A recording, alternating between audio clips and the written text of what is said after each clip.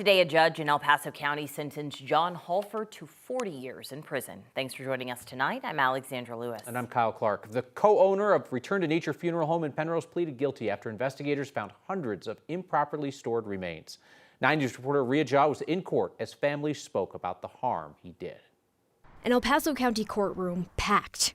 Victims came to ask a judge to sentence the man they once trusted with their loved ones to the maximum time he could get in prison. Slightly disappointed that the judge didn't give 50 years. Could even be at 50 years. I feel like it should be more. So, Return to Nature Funeral Home co-owner John Halford pleaded guilty to 191 counts of abuse of a corpse after investigators found that many bodies improperly stored at his facility in Penrose. Today, a judge sentenced him to 40 years in prison. I took it upon myself to make sure that I show up to every sentencing to try to get the most or the maximum sentence possible. I traveled from Maui, Hawaii, about 3,000 miles away. Derek Johnson, Samantha Naranjo, and many others delivered emotional impact statements. Many described lasting trauma and calling the Halfords' actions unforgivable. Well, one of the biggest things I tried to get across in my statement to the judge was that this is not ordinary grief.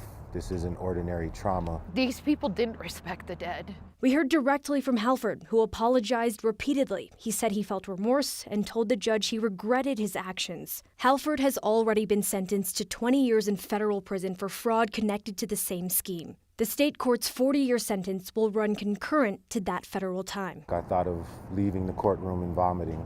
I felt like the judge even minced his own words while he acknowledged that there is over 1,000 victims. He felt like taking the sentence down from the maximum. Before handing down the sentence, the judge recognized not only the 191 identified victims, but also nearly 1,000 other unidentified individuals and their families still without answers. I appreciate him acknowledging all the victims, because all 1,798 victims matter. As much as we didn't get what we wanted, I do feel good about the justice that we left here with today. I know my grandma is proud. His wife and co-owner Carrie Halford is expected to be sentenced in federal court this year and again in state court back here in April.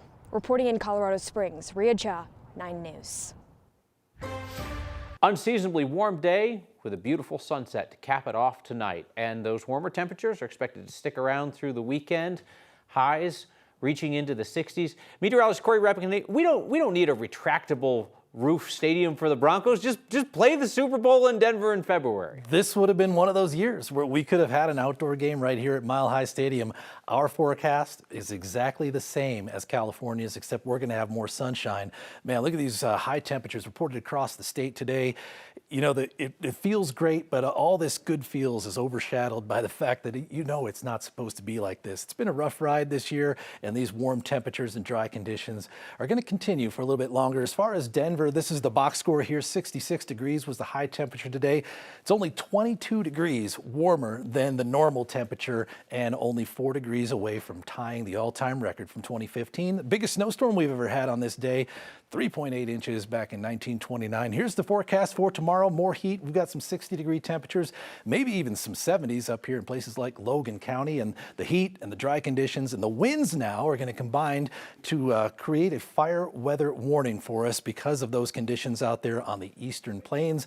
To bring in more perspective on those fire conditions, I want to bring in my teammate Shalima Maharaj live in Denver. And Shalima, it's not just the weather, but also the drought conditions, which are becoming a little bit more concerning now. That's exactly it, Corey. So Colorado's drought monitor is showing right now that more than half of the state is experiencing drought in some way, shape, or form. And with the snowpack being the lowest that it's been in more than 40 years, that is just amplifying concerns about the upcoming fire season.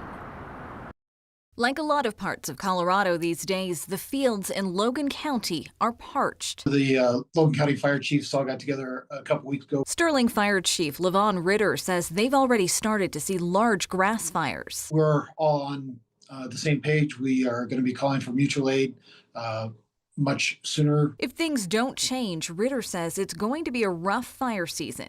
And in this fight, help is critical. It's usually a 15 to 20 minute response time for you to get mutual aid units, and that's why it's it's crucial that if you think you're going to need them, we're going to have to call for them early. By this time of year, Ritter says they would have had a couple of big snow events. And you'll even see some of the winter wheat starting to turn green. But right now, there's no moisture to speak of. We mutual aid with departments in Phillips, Weld, Sedgwick, and Morgan County. There's been a couple of fires that without their support, we wouldn't have been able to catch them. On Saturday, a red flag warning is expected to go into effect in Logan County and several other areas. We can see that our central mountains are really hurting for precipitation. According to Colorado's drought monitor, 54% of the state is experiencing drought. Meteorologist Kenley Bonner with the National Weather Service says the next 60 to 90 days are crucial. If we want to get to a normal snowpack, we will need to, from this point forward, we need to be at 180% of normal for precipitation. That kind of a boost is what Chief Ritter is desperately hoping for. It's going to be a crisis out here. We're going to have a very challenging fire season, not to mention the financial impact it's going to have on farmers and ranchers out here if we don't get some moisture. Now, Chief Ritter tells me that they still have all of their wildland fire trucks at the station, something that doesn't typically happen this time of year. So having all of those mutual aid options on standby right now is absolutely crucial. Reporting live, Shalima Maharaj, 9 News. The Archdiocese of Denver has called an unusual news conference for Saturday morning. No topic announced, and they won't say if it has something to do with the resignation of Archbishop Samuel Aquila and a new leader for Northern Colorado's Catholics.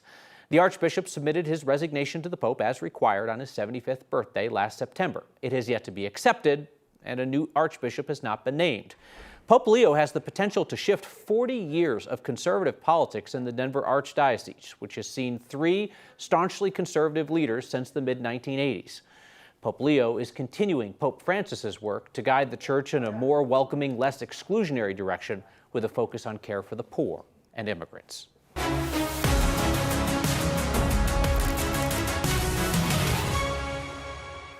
An unprecedented four-site dual cauldron Winter Olympics opening ceremony has officially kicked off the Milan Cortina Games. Flag bearers Aaron Jackson and gold medalist speed skater and bobsledder Frank Del Duca led Team USA out. So if there's one event to watch at the 2026 Winter Olympics, figure skating might be it this year. They're saying Team USA has never been this stacked in skating, with the top contenders in men's, women's, ice dancing. Our man in Milan, Matt Renew, is along now. And Matt, U.S. figure skating has the opportunity to really dominate this year. You're right, Kyle and Alex, good evening. You know, it's the Olympics, so there's a lot of pressure, but this is a powerful U.S. team. Ilya Malinin, Alyssa Liu, and ice dancers Evan Bates and Madison Chalk all ranked #1 going into these games. On the cold ice at the 2026 Winter Olympics in Italy, U.S. figure skaters are heating up the competition. I think skating is becoming more dominant in the United States because of our athletes from around the country. With one of the strongest U.S. teams ever at a Winter Games. I mean, to have 3 world champions right now and a repeat world champion, or 2 repeat, I think, world champions at that. Reigning world champion. Ilya Malinin is the #1 ranked male skater. We're all just a team of athletes who represent Team USA, and it's just such an honor to be one of those amazing athletes. Alyssa Liu is the #1 ranked female. I put so much work into them, like costumes, choreography, and like just vibe of it. And I'm just really excited to display my art. Ice dancers Madison Chalk and Evan Bates are 3-time world champs. And ranked #1. Absolutely. We have some incredibly talented athletes, the best in the business for sure. Skating alongside powerful teammates. Amount of sheer talent and hard work that this next Olympic team is going to have, no matter who is on it, I know that it is going to be a great and very successful and medal-filled event. That in Milan is making figure skating the sport to watch at the 2026 Winter Olympics. So exciting, going to be a great game for U.S. figure skating. You know, there's events all over northern Italy during these Olympics, but ice skating and ice events all right here in Milan, and Team USA already getting off to a great start. The first day of competition, Team USA in the team event doing very well right now, #1, and it is an event they won at the last Olympics in Beijing. Reporting at the 2026 Winter Olympics, I'm Matt Renew, 9 News. Alex, Kyle, Ellie Cam, and Danny O'Shea are pairs figure skaters on the team as well. They had a great skate, and they are from Colorado Springs, Colorado. Some representation there. Up and down the board.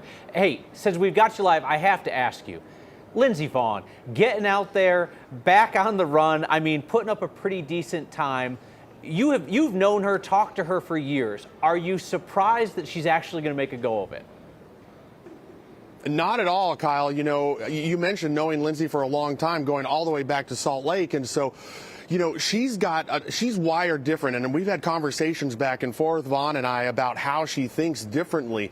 Most downhillers think differently because they go 80 miles an hour down the snow, but Lindsey's even beyond that. So the fact that she had a pretty good race with a ruptured ACL doesn't surprise me at all. You know, you take it with a grain of salt. Those first training runs, everyone holds back a little bit, so we'll see how the actual downhill goes. But the fact that she's even able to go down a downhill run like that is phenomenal. It shows that true grit and determination that Vonn has. It'll be an exciting race to watch on Sunday, which is why we're at the train station, because we got to get up to Cortina today to be in place to watch Lindsey race on Sunday. There it is, hardest working man in show business in any country, Matt Renew. Thank you, Matt.